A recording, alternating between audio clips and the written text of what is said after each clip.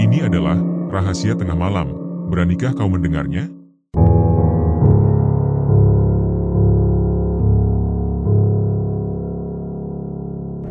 Pak Dedi duduk termenung di depan warung baksonya yang kecil. Di atas meja kayu sederhana itu, hanya tersisa satu mangkuk bakso yang sudah dingin, sisa dari jualan hari ini. Dengan helaan napas panjang, pandangannya tertuju pada jalanan desa yang lengang. Tidak ada pelanggan yang datang, tidak terdengar langkah kaki berlalu lalang, hanya suara gemerisik dedaunan yang ditiup angin malam. Dari dalam warung, terdengar suara sang istri, Bu Santi, yang menyuruhnya masuk karena malam sudah larut. Wanita itu kemudian keluar, masih mengenakan celemek yang penuh noda minyak. Raut wajahnya tampak lelah, matanya sayu, dan rambutnya diikat seadanya. Ia menyampaikan kekhawatirannya karena menunggu hingga larut malam hanya akan sia-sia. Warga desa pun sudah terlelap sejak tadi. Pak Dedi tidak menyahut. Pandangannya menerawang jauh, seakan mencari-cari jawaban yang tidak kunjung ditemukan. Ia tidak mengerti di mana letak kesalahan mereka. Padahal bakso buatannya memiliki cita rasa yang nikmat, bumbunya pun diracik sendiri dengan sepenuh hati. Ia telah mencoba membuka warung lebih pagi, bahkan menawarkan berbagai promo, namun hasilnya tetap nihil. Ia merasa seperti menghadapi tembok besar yang tak bisa ditembus. Bu Santi kemudian duduk di samping suaminya. Dirinya pun bingung dengan nasib yang menimpa keluarga mereka. Mungkin, pikirnya, ada hal-hal di luar logika yang belum mereka lakukan. Doa mungkin kurang, atau memang sedang dalam masa yang tidak berpihak. Percakapan malam itu begitu berat. Pak Dedi merasa seperti seorang kepala keluarga yang gagal. Dua anak mereka, Fajar dan Rina, masih membutuhkan banyak biaya. Fajar yang baru masuk SMP dan Rina yang masih duduk di bangku kelas 3 SD tentu memerlukan banyak keperluan sekolah. Harga-harga kebutuhan pun semakin melonjak, sementara pemasukan semakin menyusut. Seringkali, hati Pak Dedi terasa pilu saat mengetahui bahwa Fajar harus meminjam buku atau seragam bekas dari teman-temannya. Sementara itu, para tetangga seakan tidak pernah kehabisan bahan untuk membicarakan nasib keluarganya. Bu Marni, tetangga sebelah, dikenal sebagai salah satu yang paling tajam lidahnya. Di hadapan ibu-ibu lainnya, ia sering melontarkan komentar pedas mengenai kegagalan Pak Dedi. Kata-katanya yang menyindir dan tertawa mengejek, akhirnya sampai ke telinga Pak Dedi juga. Meskipun ia mencoba bersikap tegar, jauh di dalam dirinya, luka itu terasa perih. Meski begitu, ia belum ingin menyerah. Keesokan paginya, ia mencoba peruntungan baru. Ia pergi ke pasar lebih awal, memilih bahan-bahan segar, dan meracik bakso dengan bumbu yang lebih berani dari biasanya. Bahkan, ia mencetak brosur kecil bertuliskan, "Bakso Pak Dedi enak dan murah", yang kemudian disebarkannya ke berbagai sudut desa. Sayangnya, hasilnya tidak berubah. Hanya 2 orang pelanggan yang datang hari itu. Mereka memesan semangkuk bakso, menyantapnya dengan cepat, lalu pergi tanpa banyak kata. Pendapatan hari itu bahkan tidak cukup untuk membeli tabung gas LPG baru. Perasaan terpuruk semakin dalam menghimpitnya. Malam harinya, kembali ia duduk berbincang dengan istrinya di dapur. Bu Santi mulai merasa putus asa. Ia bahkan mempertanyakan apakah mereka masih bisa makan minggu depan jika keadaan ini terus berlanjut. Ia pun mengusulkan untuk mencoba mencari pekerjaan lain saja. Namun, Pak Dedi merasa dirinya sudah terlalu tua untuk bekerja di pabrik. Siapa yang masih mau menerima orang seusianya? Lagi pula, warung bakso ini adalah hasil kerja keras mereka bersama. Ia belum siap meninggalkannya dan memilih untuk terus berjuang. Keadaan semakin sulit ketika Fajar datang menghampiri dan meminta uang untuk membayar les bulanan. Katanya, jika tidak segera melunasinya, ia tidak diperkenankan ikut belajar lagi. Pak Dedi hanya mampu terdiam. Ia berjanji akan mengusahakannya, meskipun dalam hati ia tahu tidak ada uang tersisa. Tabungan mereka telah lama habis, Bahkan untuk keperluan sehari-hari saja mereka terpaksa berhutang di warung milik Pak Tarmo. Sore itu, seorang kerabat jauh bernama Pak Gunawan datang mampir ke warung. Ia dikenal sebagai orang yang sering membantu, meski ada sisi misterius dari kepribadiannya. Ia menanyakan keadaan warung yang sepi dan menawarkan solusi. Katanya, ada seseorang bernama Mbah Karta yang bisa membantu membuat usaha laris manis. Namun, cara yang ditempuh bukanlah cara biasa, dan tentu saja ada konsekuensinya. Pak Dedi merasa ragu, tetapi juga tidak sanggup membiarkan keluarganya terus terpuruk. Ia memutuskan untuk membicarakannya dengan Bu Santi terlebih dahulu. Saat malam tiba dan anak-anak sudah tidur, ia menceritakan semuanya. Reaksi Bu Santi penuh kebingungan dan ketakutan. Ia mencemaskan adanya hal-hal yang tidak wajar, sesuatu yang bisa membawa akibat buruk. Namun, Pak Dedi mencoba menenangkan dan meyakinkan istrinya bahwa ini semua demi anak-anak. Ia tidak ingin mereka kelaparan, dan hanya ingin kehidupan yang lebih baik untuk keluarga mereka. Akhirnya, Bu Santi pun menyetujui rencana tersebut, meskipun hatinya dipenuhi keraguan. Ia bersedia mengikuti langkah suaminya, apapun yang terjadi. Keputusan itu menjadi awal dari perubahan besar dalam hidup mereka. Warung bakso yang tadinya sepi akan segera menjadi pusat perhatian, meskipun dengan harga yang sangat mahal. Malam itu, udara terasa lebih dingin dari biasanya. Pak Dedi dan Bu Santi berjalan menyusuri jalan setapak yang gelap menuju desa sebelah. Sesuai petunjuk dari Pak Gunawan, rumah Mbah Karta berada di pinggiran desa, dekat kebun bambu yang dikenal angker oleh warga. Bu Santi berjalan sambil mempererat genggaman tangannya pada lengan suaminya. Ia merasakan ketegangan luar biasa dalam dirinya. Pak Dedi mencoba bersikap tenang, meskipun ketakutan juga menggelayuti hatinya. Dalam benaknya hanya ada satu hal, meminta bantuan agar usaha mereka tidak mati. Setelah itu, semuanya akan selesai. Yang terpenting, anak-anak mereka tidak akan merasakan kelaparan lagi. Ketika mereka tiba di depan kebun bambu, suasana berubah semakin mencekam. Rumah milik Mbah Karta tampak sederhana, hanya terbuat dari kayu tua yang sebagian catnya telah mengelupas. Di dalam rumah, cahaya redup dari lampu minyak menyemburatkan bayangan samar di dinding-dinding kayu. Dari luar, suara burung hantu bersahutan, membuat bulu kuduk mereka berdiri seketika. Pak Dedi melangkah pelan menuju pintu, lalu mengetuknya dengan perlahan. Tidak ada jawaban.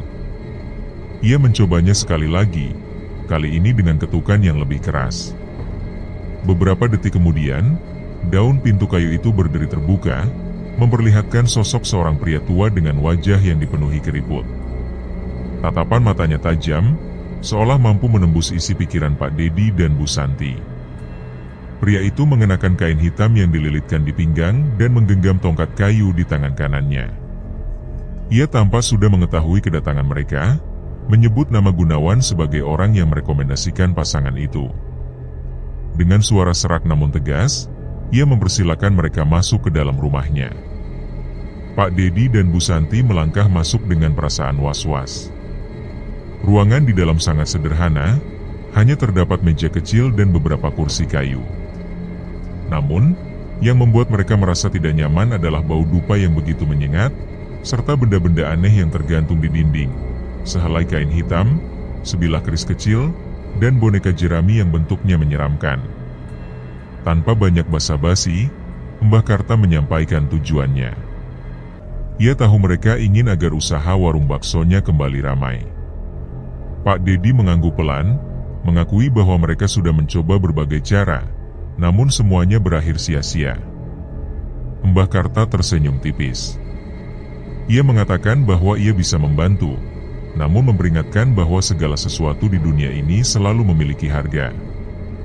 Wajah Bu Santi tampak tegang mendengar kata-kata itu. Ketika ditanya tentang harga yang harus dibayar, Mbah Karta menatap mereka bergantian, lalu menghela napas panjang. Ia menjelaskan bahwa ia memiliki sebuah tali pocong, milik seseorang yang meninggal karena ketidakadilan. Menurutnya, tali itu menyimpan kekuatan gaib. Jika diletakkan di bawah tempat usaha mereka sebelum matahari terbit, warung bakso mereka akan menjadi ramai. Namun, ada syarat yang tak boleh dilanggar. Salah satu dari mereka harus bersedia merawat dan menjaga tali pocong itu, tidak boleh sembarangan memperlakukan benda tersebut. Setiap bulan purnama, mereka harus mempersembahkan makanan tertentu di tempat yang akan ditunjukkan oleh Mbah Karta. Bu Santi tampak gelisah, mengkhawatirkan bahaya yang mungkin tersembunyi di balik benda itu. Mbah Karta menanggapi kekhawatirannya dengan tawa kecil, menyatakan bahwa bahaya hanya akan datang jika mereka melanggar aturan. Jika dipatuhi, hidup mereka akan berubah. Rezeki akan terus mengalir. Mereka saling pandang, dihantui keraguan, namun bayangan tentang anak-anak yang kelaparan dan tumpukan utang membuat mereka tak punya pilihan lain.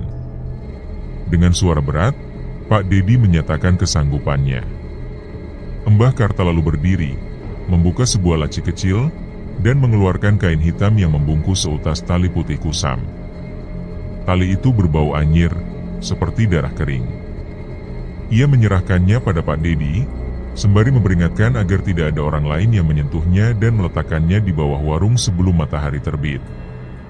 Pak Dedi menerima tali itu dengan tangan bergetar. Ia tak pernah membayangkan akan memegang benda semacam itu. Mbah Karta kemudian mengingatkan satu hal lagi, jangan pernah lalai dalam memberikan persembahan. Jika dilanggar, akibatnya akan sangat berat. Setelah mengucapkan terima kasih, mereka pamit. Perjalanan pulang mereka diiringi keheningan. Bu Santi menunduk sepanjang jalan, pikirannya dipenuhi kecemasan. Ia mengungkapkan keraguannya, namun Pak Dedi mencoba meyakinkan, meski dalam hatinya ia pun tidak sepenuhnya yakin. Yang ia tahu, ia hanya ingin keluarganya bisa hidup lebih baik. Malam itu, mereka mengikuti instruksi Mbah Karta dengan saksama. Tali pocong itu diletakkan di bawah lantai warung bakso, sementara mereka berdoa dalam hati, berharap keputusan yang diambil tidak menjadi awal malapetaka bagi keluarga mereka. Keajaiban terjadi lebih cepat dari yang mereka bayangkan. Warung bakso yang biasanya lengang tiba-tiba dipenuhi pelanggan. Beberapa bahkan rela mengantre demi mencicipi bakso buatan mereka. Pak Dedi dan Bu Santi hanya bisa saling pandang dengan rasa tak percaya. Uang yang terkumpul malam itu melampaui harapan mereka. Namun, kegembiraan itu tidak bertahan lama. Saat mereka membereskan warung, suara langkah kaki terdengar dari belakang rumah. Bu Santi panik, dan Pak Dedi segera mengambil senter. Mereka menyusuri halaman belakang, namun hanya kesunyian dan suara jangkrik yang menemani. Di antara bayangan pohon, tampak sesosok kecil berlari menuju kebun. Pak Dedi berusaha mengabaikannya, berpikir mungkin hanya seekor kucing, namun hatinya merasa lain. Malam itu, ketegangan tak kunjung reda. Bu Santi berkali-kali terbangun, merasa ada yang mengawasi dari luar jendela. Sekitar pukul 3 dini hari, suara ketukan pelan terdengar dari arah pintu depan. Pak Dedi terbangun, membuka pintu, namun tak menemukan siapapun. Hanya angin dingin yang menyapa wajahnya. Ketika ia kembali ke kamar, suara ketukan itu terdengar lagi, kali ini lebih keras. Ketakutan Bu Santi memuncak.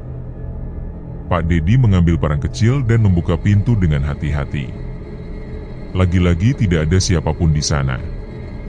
Namun, saat ia hendak menutup pintu, ia mendengar suara langkah kecil di belakangnya.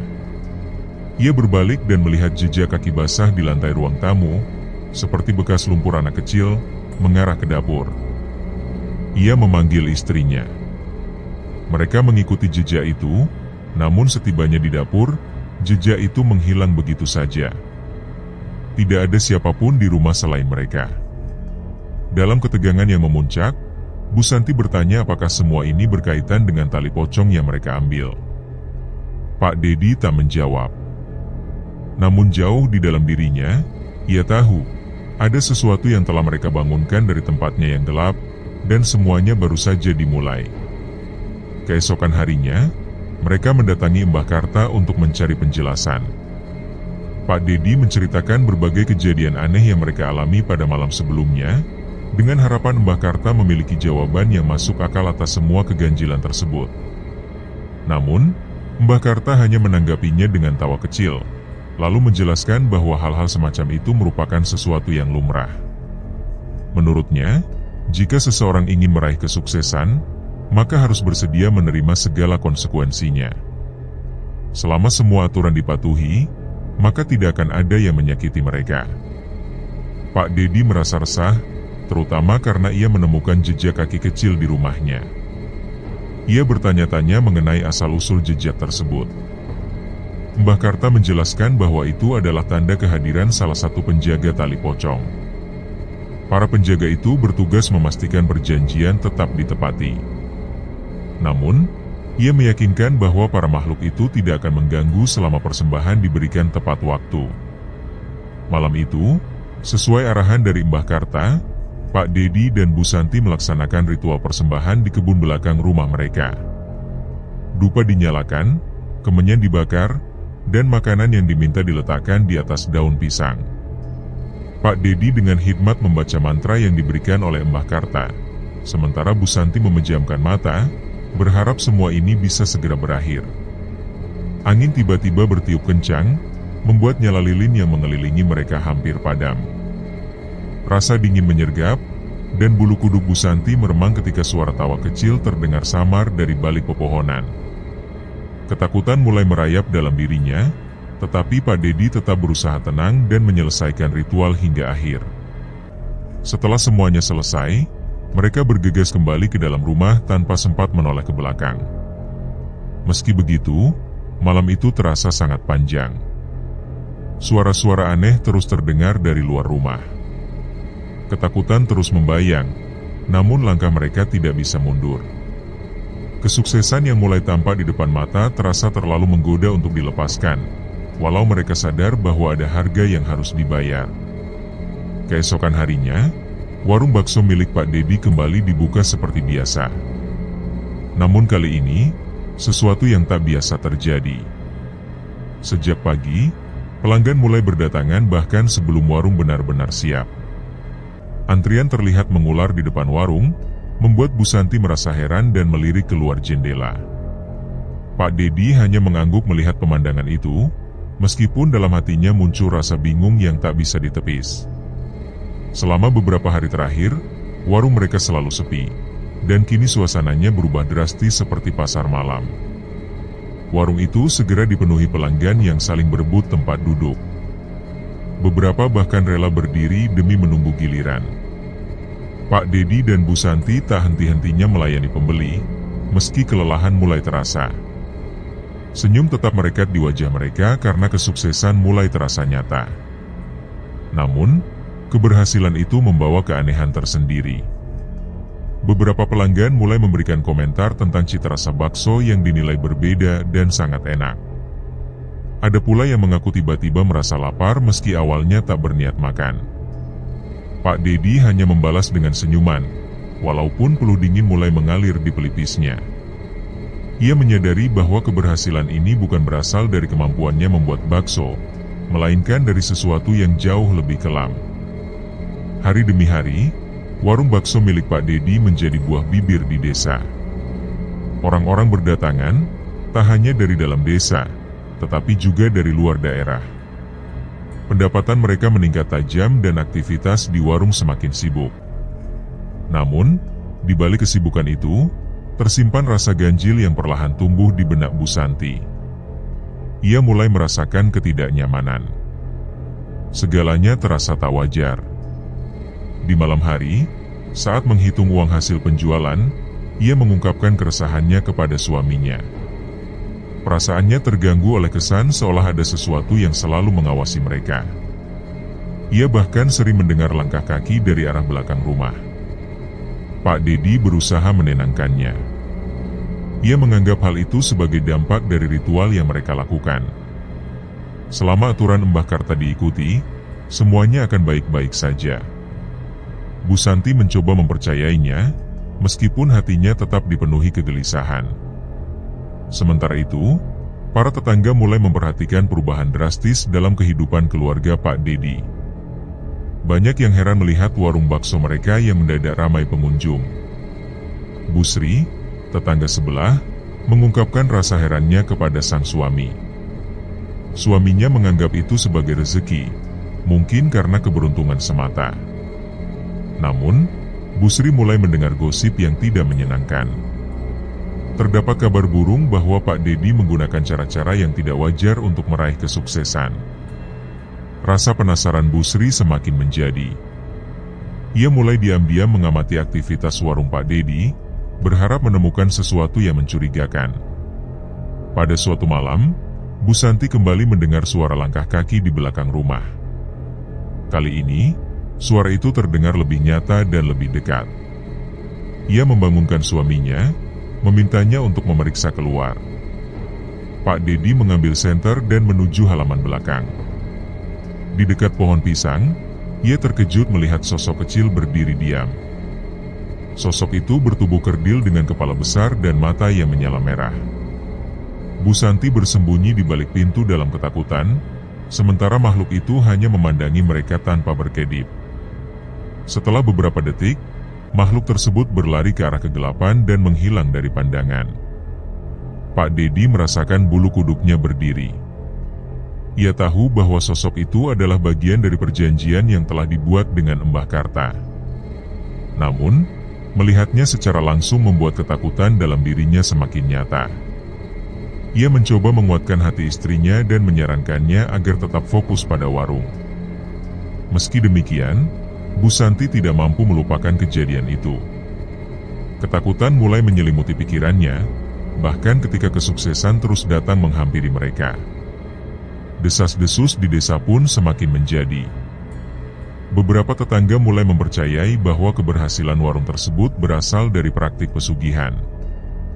Mereka membandingkan kondisi warung dulu yang sepi dengan situasi kini yang selalu ramai. Pak Dedi mulai merasa bahwa pandangan orang-orang di sekitarnya berubah menjadi penuh kecurigaan.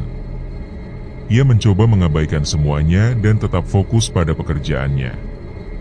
Namun, di balik senyum yang diberikan pada pelanggan, tersimpan rasa takut yang tidak pernah hilang. Ia mulai menyadari bahwa kesuksesan yang diraih ternyata memiliki harga yang terlalu tinggi untuk dibayar. Keberhasilan warung bakso itu terus meroket, namun rasa gelisah semakin membayangi Bu Santi. Sejak malam ketika mereka melihat sosok kecil misterius itu, suasana di dalam rumah tak pernah kembali seperti dulu. Anak-anak mereka, Fajar dan Reina, mulai menunjukkan perilaku yang aneh. Bu Santi sering mendapati Fajar tertawa sendirian di kamarnya, seolah sedang berbicara dengan seseorang yang tak terlihat. Ketika ditanya, Pak Dedi hanya menganggap hal itu sebagai permainan anak kecil. Namun Bu Santi tahu, ada sesuatu yang jauh lebih kelam telah masuk ke dalam rumah mereka. Suatu malam, Bu Santi terbangun karena mendengar suara tawa anak-anak yang terdengar jelas di tengah keheningan. Ia melirik jam dinding dan melihat jarum menunjuk pukul 2 dini hari. Dengan langkah tergesa, ia menuju kamar anak-anaknya.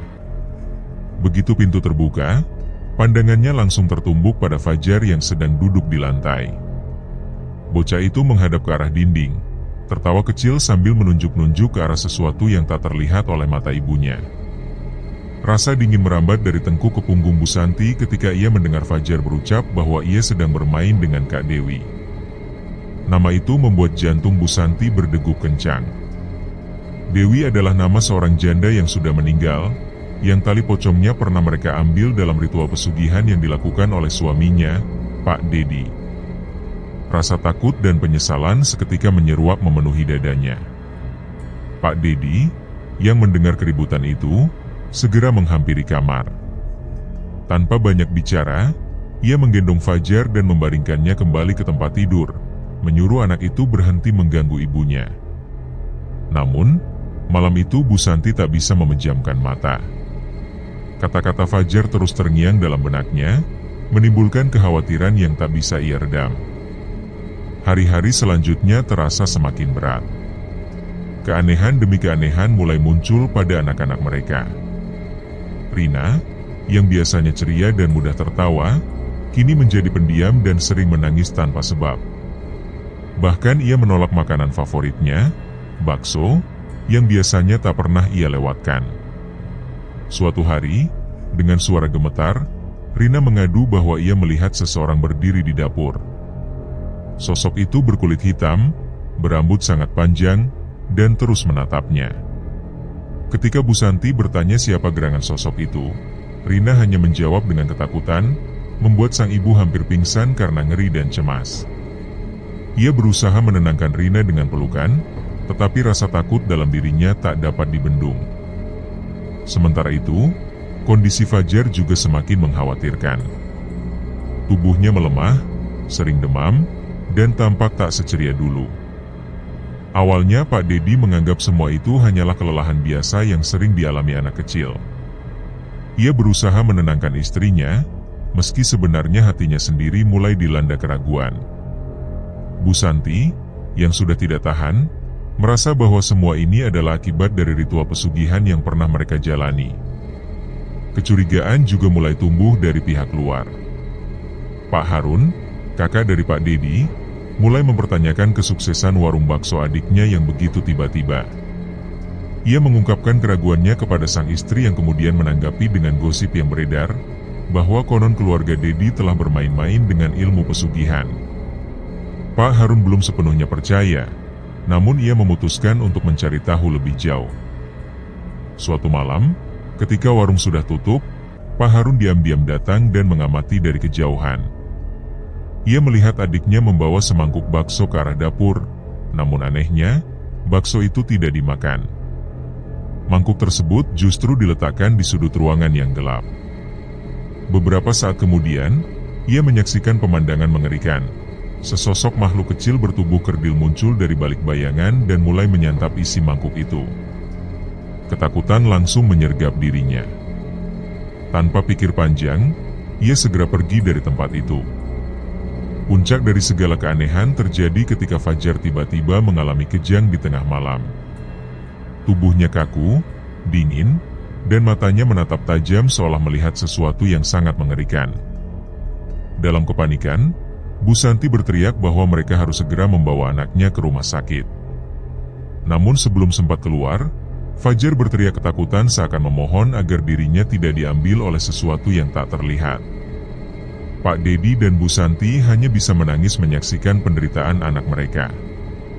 Keesokan harinya, Bu Santi, yang tak sanggup lagi memendam rasa takut, akhirnya memohon kepada suaminya agar mereka berhenti dari jalan yang kelam itu. Ia menyatakan bahwa ia tidak ingin anak-anak mereka menjadi korban. Meskipun berat, Pak Dedi akhirnya menyadari kebenaran ucapan istrinya. Namun ia juga sadar bahwa menghentikan pesugihan bukanlah perkara mudah. Jika mereka berhenti, kemungkinan besar semua yang telah mereka bangun akan hancur seketika. Namun Bu Santi tak peduli lagi akan warung atau kekayaan. Yang ia inginkan hanyalah keselamatan anak-anak mereka. Melihat keteguhan hati istrinya, Pak Dedi akhirnya menyerah dan memutuskan untuk mencari pertolongan. Ia menemui kakaknya, Pak Harun, dan dengan suara berat mengakui semua yang telah ia lakukan. Ia bercerita tentang pertemuannya dengan Mbah Karta, ritual pengambilan tali pocong, serta semua kejadian aneh yang menghantui keluarganya sejak saat itu.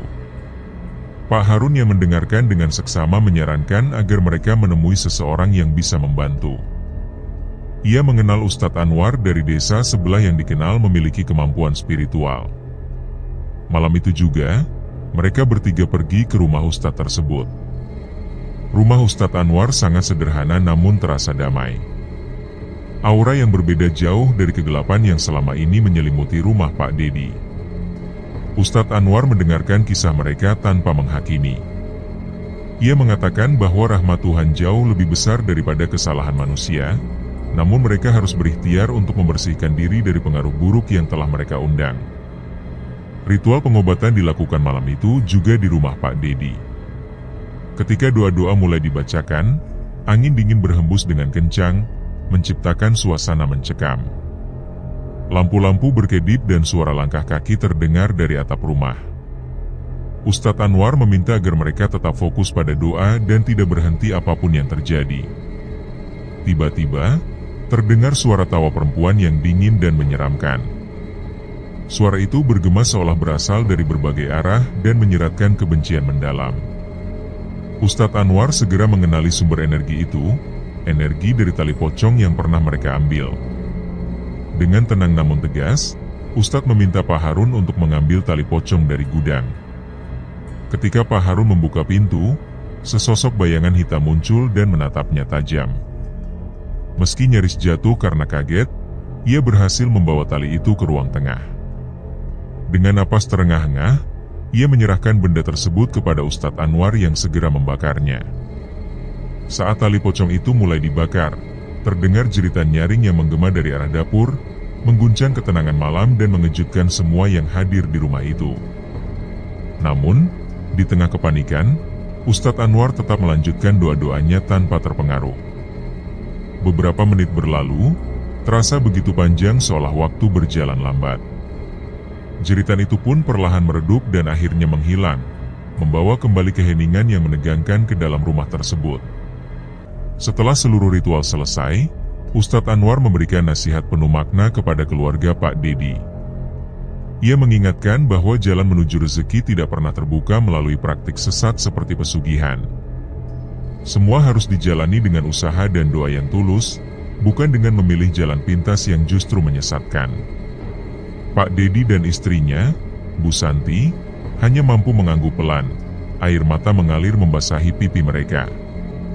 Keduanya sadar bahwa segalanya harus dimulai dari awal lagi, tetapi mereka juga tahu bahwa pilihan itu jauh lebih baik daripada kehilangan orang-orang tercinta. Sejak malam penuh kengerian itu, suasana di rumah mereka berangsur membaik.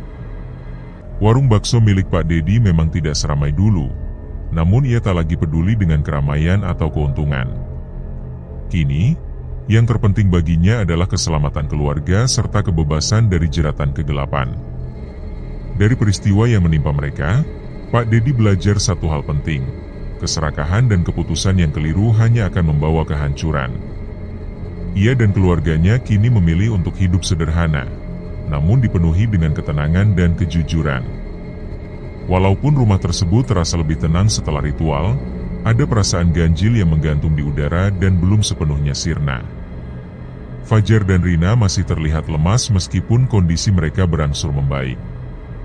Bu Santi berusaha mencairkan suasana dengan berbagai cerita lucu, namun senyum anak-anaknya terlihat dipaksakan. Di ruang tamu, Pak Dedi duduk terpaku menatap keluar jendela, hatinya diliputi penyesalan mendalam. Meskipun ritual pembakaran tali pocong telah menghapus sebagian besar energi kelam di rumah itu, ia menyadari bahwa dosa masa lalunya tidak akan menghilang begitu saja. Ketika malam semakin larut, suara langkah kaki kembali terdengar dari halaman depan. Langkah itu berat dan terdengar seperti menyeret sesuatu. Perasaan takut dan penasaran bercampur di dada Pak Dedi. Ia memutuskan untuk membuka pintu dan memeriksa halaman. Saat pintu perlahan dibuka, ia tidak menemukan siapapun di luar, hanya angin dingin yang tiba-tiba berhembus tajam dan membuatnya merinding. Perasaan seolah diawasi kembali muncul, namun tak jelas dari mana asalnya. Bu Santi dari dalam rumah menyuruhnya masuk kembali dengan suara gemetar, seolah merasakan hal yang sama. Pak Dedi pun menutup dan mengunci pintu rapat-rapat. Tak lama berselang, suara ketukan keras menggema dari pintu belakang rumah. Ketukan itu terdengar begitu nyata dan mendebarkan. Bu Santi segera memeluk kedua anaknya yang kembali gemetar ketakutan. Pak Dedi pun dilanda kebingungan karena mustahil ada tamu di jam larut seperti ini. Ia melangkah hati-hati ke arah dapur, sementara ketukan itu terus berulang dengan nada semakin keras. Dengan tangan yang gemetar, ia mengintip dari celah pintu dan menyaksikan sosok hitam berdiri membelakanginya. Sosok itu perlahan berbalik, menampilkan wajah yang membuat darah Pak Dedi terasa membeku. Wajah itu dikenalnya dengan sangat baik.